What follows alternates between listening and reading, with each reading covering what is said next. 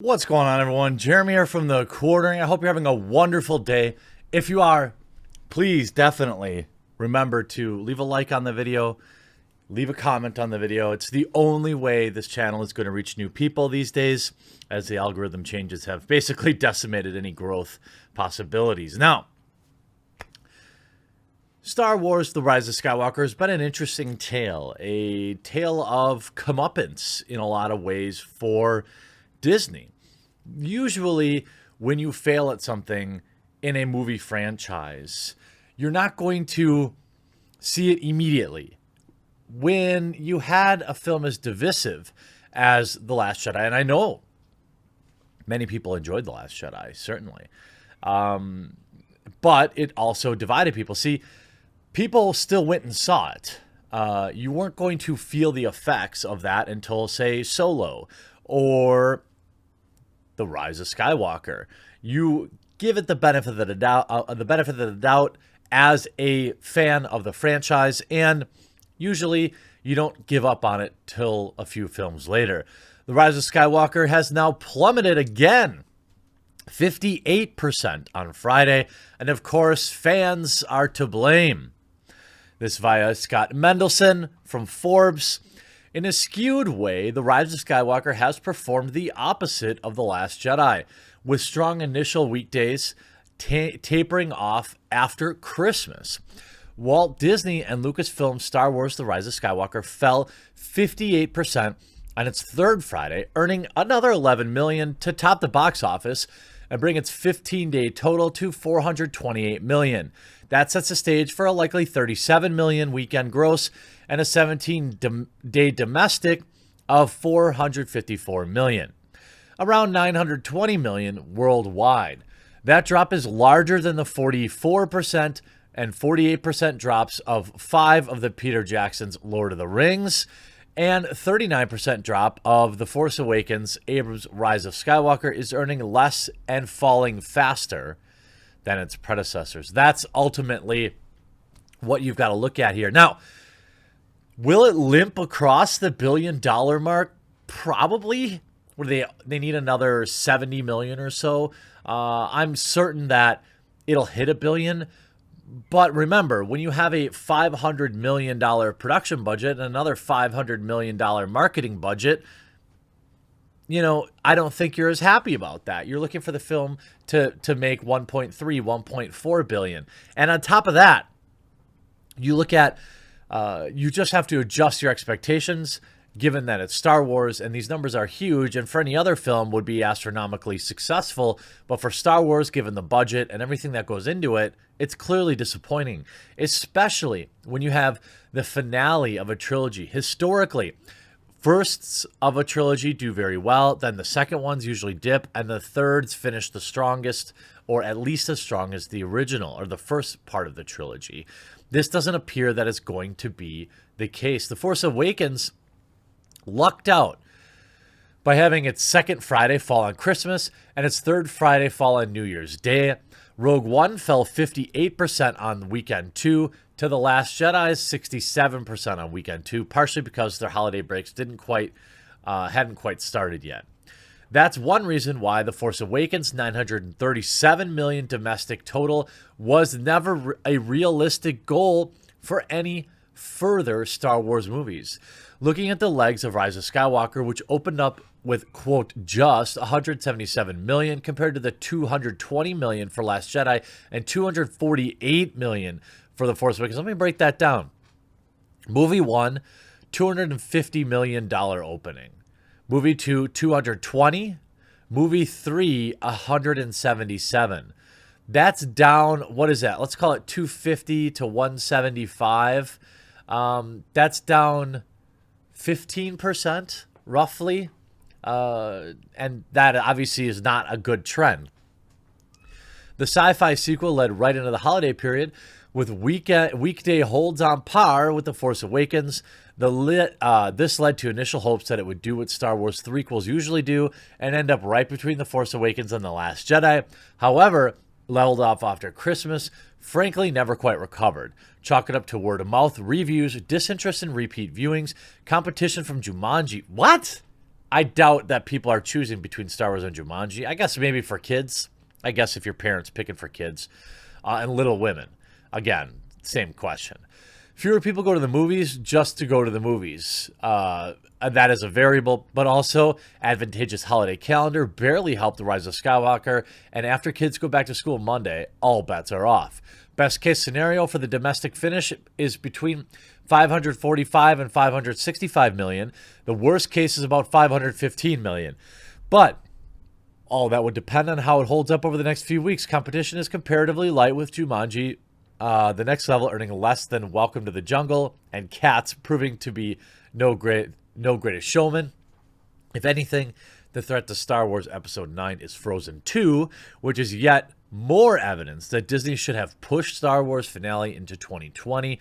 A 515 million to 565 million domestic total and a 1 billion plus worldwide gross for Star Wars Episode 9 would have meant a lot more for Disney in 2020 than it's done in 2019. That's an argument that Mendelssohn's made, one that I definitely understand from a financial standpoint, just because, you know, you already had several films that just greatly outperformed expectations, and they've had multiple big finales in the Marvel universe. They could have pushed this to 2020, except I don't think that would have affected viewership. In fact, I think it would have gotten worse. Let's give a pause to a plausible here. The fact that the leaks came out when they did, and they ended up right, I think was only going to continue to damage the box office numbers. So Lucasfilm and Disney are probably lucky that it came out when they did. But that won't stop CBR blaming the fans. Star Wars, it's time to accept the real problem is the fans. There are many legitimate reasons for not liking Star Wars sequel trilogy. How you feel about the story is a matter of taste. The Star Wars franchise has existed more than 40 years, and it means different things to different people. Fair. Therefore, any installment is virtually guaranteed to face criticism, of course, because it's impossible to please everyone. Where Star Wars fans run into problems, however, is their extreme reactions to the new films. And this is the problem that I have with this blaming the fandom's reactions. This is what you wanted, Disney. You wanted to turn fans into super fans, into stewards for the fandom, into advocates. You did this, Disney, by curating this hyper fandom. And this is all part of their marketing strategy. It's well known. Fans lash out not only because the movies didn't meet their personal tastes, but because they offend their sense of identity. Maybe for some. From review brigading to outright hate speech, and the negativity surrounding Star Wars isn't coming from objectively bad filmmaking, it's coming from the fans themselves. I can honestly disagree with that statement as well. There are objective film issues with these movies. There are also objectively bad storytelling. There's also objectively bad disrespecting Star Wars lore and canon. These are objective and non-emotional reasons to not like the film. The majority of Star Wars fans have long agreed the original trilogy is excellent. Since then, there have been prequels, sequels, and spin-offs, while a significant portion of the audience finds common ground in the view that prequels, Phantom Menace, Attack of the Clones, Revenge of the Sith are disappointing, and there are many fans that love them. However, both of those previous trilogies were released at a time before the ubiquity of social media. As a result, most audience backlash was relegated to first fanzines, God, I remember those, and later online forums frequented primarily by other fans. In our modern age, however, everyone is connected and can instantly share their opinions with the world. When looking at many of the criticisms of the sequel trilogy, a lot of unrest centers around what a fan thought or hoped would happen. Yeah, that's not any different than it's ever been.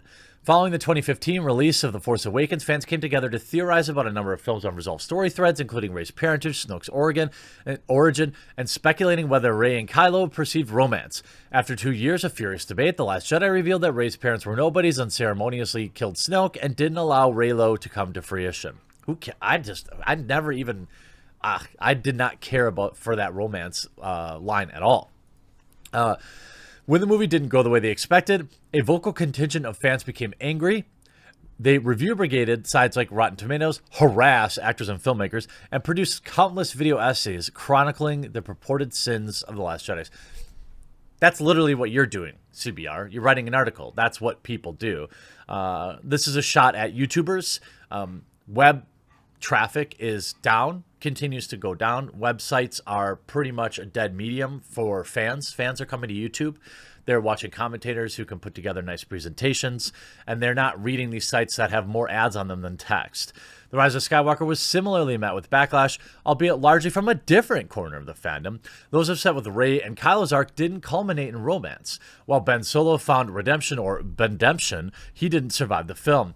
Just like virtually any fandom, when like-minded Star Wars devotees gather to share their theories, likes, and dislikes, it can create an echo chamber in which they find their views reflected back upon them and thus validated.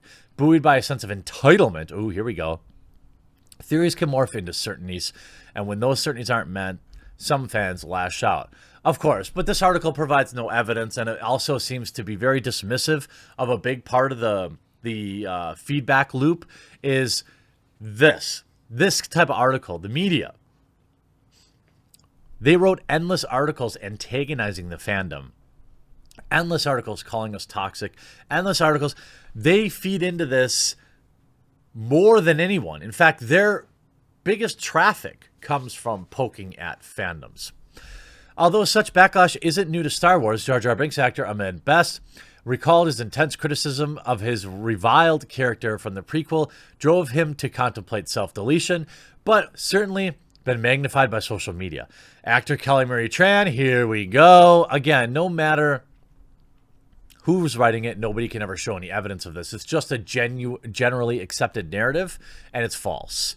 Ryan Johnson has famously sparred with Twitter with trolls, because if you're a critic, you're just a troll, and even went so far as to delete 20,000 tweets in hopes of depriving them of, quote, ammunition. Well, they are words he said, and that's suspect, deleting them.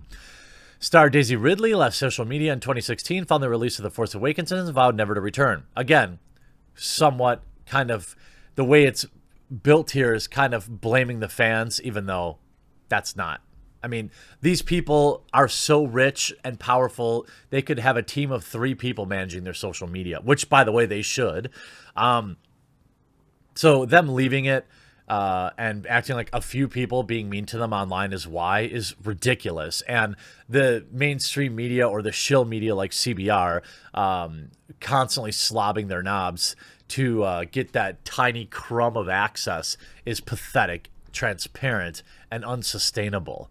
One could argue that fans simply, quote, voicing their opinion of a character or screenplay. That's what I would argue. That argument is void.